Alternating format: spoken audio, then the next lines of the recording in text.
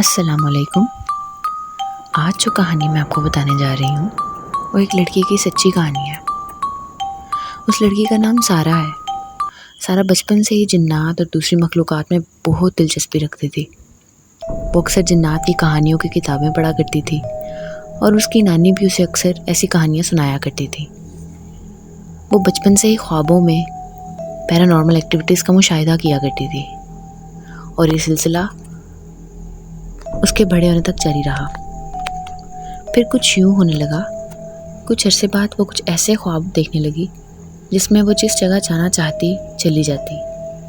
بالکل ٹھیک سنا آپ نے، یعنی اس کی روح اس کا جسم چھوڑ کر اس جگہ پہنچ جاتی جس جگہ کا وہ سوچتی یا تصور کرتی۔ کئی بار اس کے ساتھ ایسا بھی ہوا کہ وہ خواب میں پھنس جاتی، یعنی کہ وہ خواب میں جس جگہ جاتی وہاں سے نکل نہ پاتی۔ اس کو اپنی روح باقاعدہ جسم سے جدا محسوس ہوتی اور بہت مشکلوں کے بعد وہ واپس آتی۔ وہ کہتی ہے کہ اسی طرح ایک مرتبہ خواب میں وہ اپنی گاؤں والے گھر میں جاتی ہے جو مکمل خالی ہوتا ہے۔ وہ پورے گھر کا چکر لگاتی ہے اور پورے گھر میں صرف اندھیرا ہی اندھیرا ہوتا ہے۔ وہاں چلتے چلتے اسے محسوس ہوتا ہے جیسے اس کا بازو کسی نے پکڑ رکھا ہو۔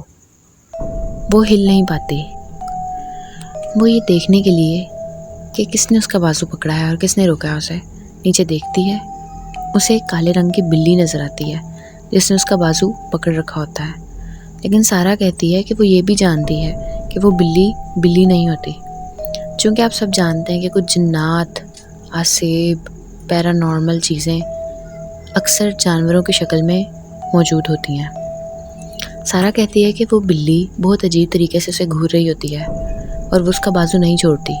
سارا وہاں سے ہلنے کی کوشش کرتی ہے لیکن وہ اس میں ناکام رہتی ہے۔ سارا کچھ قرآنی آیات پڑھنا چاہتی ہے تاکہ وہ اس سے باہر نکل سکے، لیکن وہ یہ بھی کر نہیں پاتی۔ سارا کہتی ہے کہ کسی طرح سے میں نے آیت الکرسی کا ورد شروع کیا اور میں اس سچویشن سے باہر نکلی اور میرا بازو میں نے اس بلی سے چھڑوایا اور دیکھتے ہی دیکھتے وہ بلی غائب ہو گئی۔ کچھ پتہ نہیں چلا اس بلی کا کہ وہ کہاں گئی۔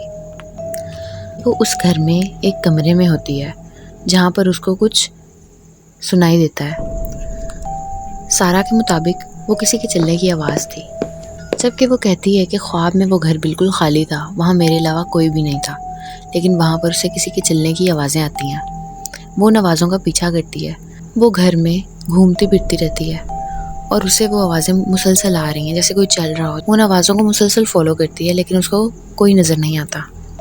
اس رات اس خواب سے معمول کے مطابق ہی وہ نکلنے کی کوشش کرتی ہے، لیکن وہ محسوس کرتی ہے کہ اس کی روح اس گھر میں پھنس چکی ہے اور وہ اپنے جسم میں داخل نہیں ہو پا رہی۔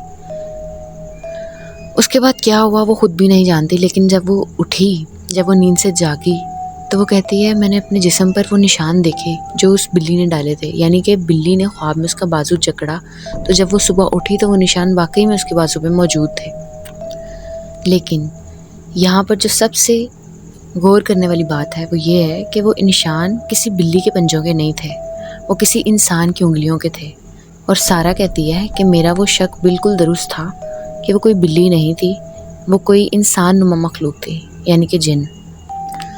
سارا کے مطابق اس خواب سے جاگنے کے بعد، ساری رات کی نیند لینے کے بعد بھی وہ خود کو ایسے تھکا ہوا محسوس کرتی ہے جیسے وہ واقعی کسی ایسی جگہ سے گھوم کر آئی ہو جو اس نے خواب میں دیکھی، اور جیسے اس نے حقیقت میں اس انسان یا پھر جن کو ڈھونڈنے کی کوشش کی ہو جو اس نے خواب میں دیکھا۔ یہ سلسلہ سارا کی زندگی میں آج بھی جاری ہے، لیکن اب وہ ان سب چیزوں کی عادی ہو چکی ہے، یا کہہ لیجئے یہ سب چیزیں اس کی زندگی کا حصہ بن چکی ہیں۔ وہ آج بھی خواب میں اپنی روح کو کہیں اور محسوس کرتی ہے۔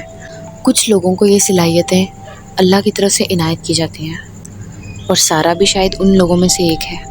امید کرتی ہوں آج کی ریئل سٹوری آپ کو پسند آئی ہو۔ اگر آپ مزید اس طرح کا کانٹینٹ میرے چینل پہ لانا چاہتے ہیں تو اس کو لائک کیجئے، سبسکرائب کیجئے اور شیئر کیجئے۔